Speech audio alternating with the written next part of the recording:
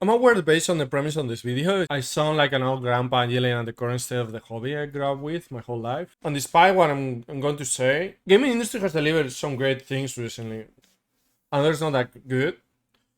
And I think it's not all that bad in current state of gaming, even sometimes feels otherwise. But it's a trend or maybe already a reality with online gaming that I didn't feel before. I don't think it's just me or something that you can find in only one game. And it might be more obvious on some others. A lot of things I want to say about this game. One, it's fucking terrible. It is insufferable to be new at this game.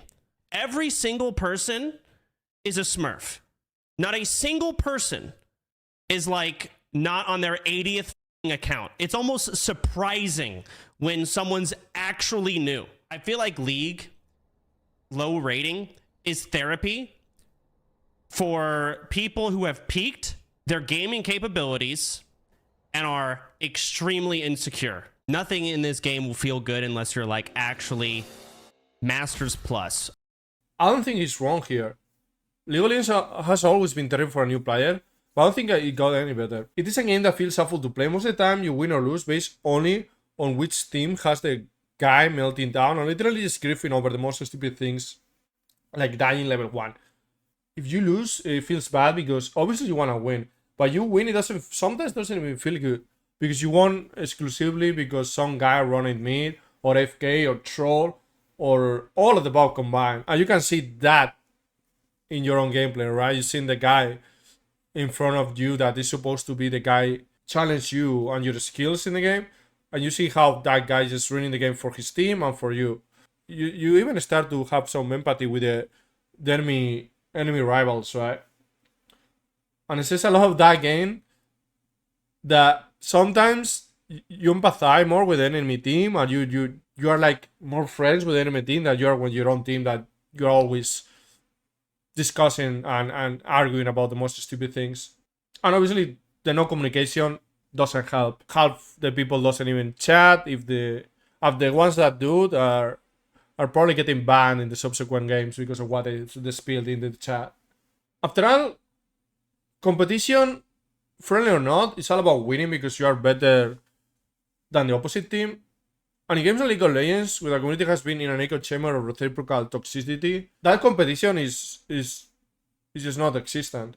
When someone says, I want to start playing League of Legends, like any other game there is, the first thing you think is, just don't do it. Don't start playing League of Legends. And that says it all. Griefing is bad. After all, it wastes everyone's time. When your own teammates are the ones preventing you to win and not your enemies, it's an awful feeling of helplessness. But it can be worse versus cheaters. And I'm aware there's always been cheaters. So far in 1.6 Counter-Strike, with Spinball will just join a public server and suddenly fun was over. But it is definitely worse now than ever. It feels not only that cheats are easier to make and more advanced than ever, but the community has been facing it so many years that some just think, why shouldn't I cheat if everyone is doing it? Similar to what happens in games where griefing's out of control. Even the good players become griefers themselves eventually. I don't justify that at all, obviously. You don't even know if you got killed by a more skilled player or he was just cheating.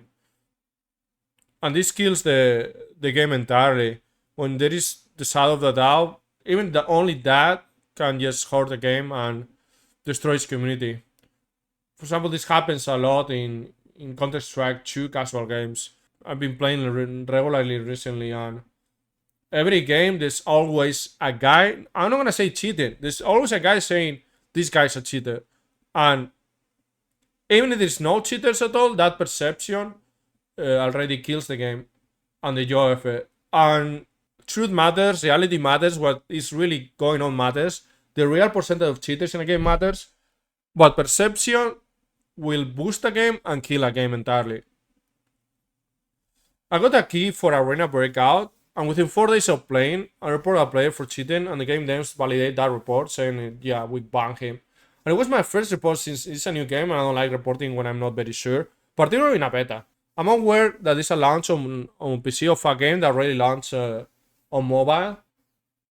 That made it easy for hackers. I don't know about creating hacks or anything like that, but I have to guess that it used similar code. Maybe it was easy to port the cheats from phone to PC. So me reporting a cheater and it got banned by the devs in a beta. You know, it's not as okay, it's a beta of any other game. No, it's a game that already existed. But still, it is depressing. You're on a closed beta on a game and you already have to deal with this. And with this, a tactical shooter, right? It's not like Counter-Strike. Like, as bad as cheaters are, you can just always leave, play casuals. Some people play in private servers, right? A tactical shooter, you lose that round, you lose that time, and you lose the loot. This game will reset before rounds, and these guys are doing this, right? What for? And this feeling is what I said before, that people cheat because cheating is so prevalent, and they just see it as a natural thing, particularly on shooters. You don't need to compete and win, to scam a few tournament prizes, to get a rank and pop off and tell to friends or the community, hey, look at how good I am. At this point in a beta, if someone is cheating, and it is very sad to say like this, but it feels like some people just see cheating as another way of interacting with games, like another way of playing, like people mod games. Can get even worse, like in Tarkov, where it feels like because the game is pay to play, game developers have an incentive to ban cheaters in waves from time to time so they can revoid the product without having any intention to really solve the whole problem, since they profit out of it. And I'm aware that we cannot confirm this. It's been an opinion for a lot of people in the community, and it's like a perception against going back to it. I cannot prove they're gonna be incentivized to profit out of cheaters, but it does make sense, and there's a feeling of them doing it. I've been thinking of this topic for a while now, and I wanted to share with you guys. It's not the typical video I tend to make, but I don't know, just had that thought and wanna hear your opinions in the comments below. Of course, there are still great online experiences, particularly in the PvE environment, away from competitive games or wannabe competitive games, and we'll see what type of games we'll get in the future, you know. For a long time, I had the feeling that I don't want to be playing those online competitive games anymore because of what I find in them, right? The griefing, the cheating, right? And I feel I haven't been the only one gravitating away from those type of games. That's why I think the PvE multiplayer experience is only going to get more and more popular. So time will see. And I personally always love RPGs like Path of Exile because of its basic but fun loop cycle, and also because you can choose how much you interact with other people. And even you just play on your own with no other players, you still belong to a big community. And I think that's going to be a key component in the future for games, not to force competitive based gameplay, not to force online massive experience, but just allow multiplayer interaction you desire, whichever type of game you are, and just focus on having a connection inside the game with the rest of the community, via chat, via trading, whatever you feel like.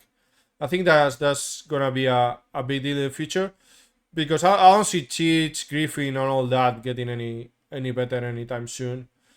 At the same time, Valve apparently is trying to make a competitive MOBA video game, so the fuck I know, right? We will see. Maybe their claims blows up, and there was definitely some toxicity, and even I don't like using this word, but you know, it's pretty much part of vocabulary and referring to online games now. There was a lot of toxicity in Dota 2 when I tried, but honestly it was more like old school type of toxicity where you do something bad, you make a mistake, and some Russian guy tells you, hey, fuck you, fuck your mom, and shit like that.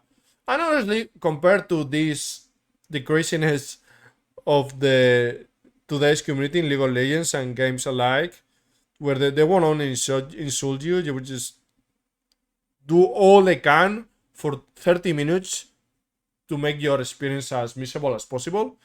Honestly, I'm fine with the insults. Maybe I'm old school in that regard, okay? But I'm just fine with that. You can always block those type of games. So we'll see. Maybe this Valve game can be good, but yeah, I don't see how it's gonna get any better for online games, honestly. Hope you like this video though, and see you in the next one.